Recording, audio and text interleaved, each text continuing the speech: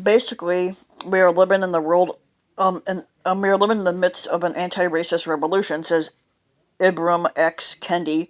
Um, he wrote this in a bracing cover story for the Atlantic's September issue. This spring and summer, demonstrations calling for racial justice attracted hundreds of thousands of people in cities across the country. By June, roughly 3 out of 4 Americans were saying that the racial and ethnic discrimination is the biggest problem in the United States that we're facing. It would be easy to see these shifts as the direct result of the horrifying events that have unfolded this year. A pandemic that has had a disproportionate effect on people of color and the killing of George Floyd among them. But in his cover story, The End of Denial, Candy traces these profound changes to an unlikely source, Donald Trump.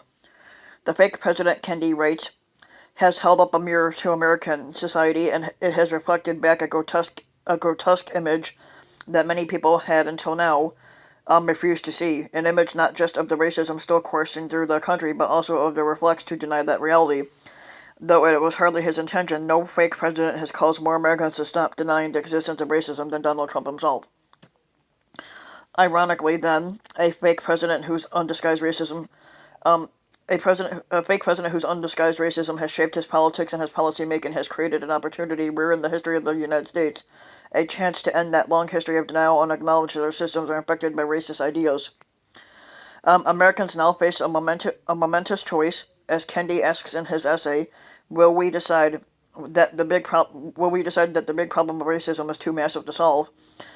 On this path, monuments to racism are dismantled, but Americans shrink from the awesome task of reshaping the country with anti-racist policies. He writes, or Americans can harness this momentum to propel ourselves forward toward eliminating racist policies and building equity and justice for all. On this path, Kendi says, the American people demand equitable rights, not speeches that make them feel good about themselves and their country. The American people give policymakers an ultimatum: use your power to radically reduce inequality and injustice, or be voted out. Only a few authors can write about the history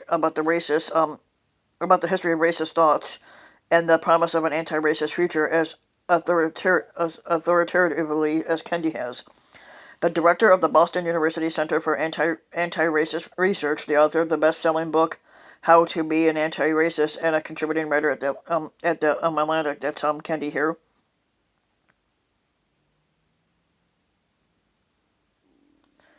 So if you like the video, give the video a like and subscribe to my channel, Random Mike, and also hit the notification bell so that you'll be notified when a new video comes out. And thanks for listening.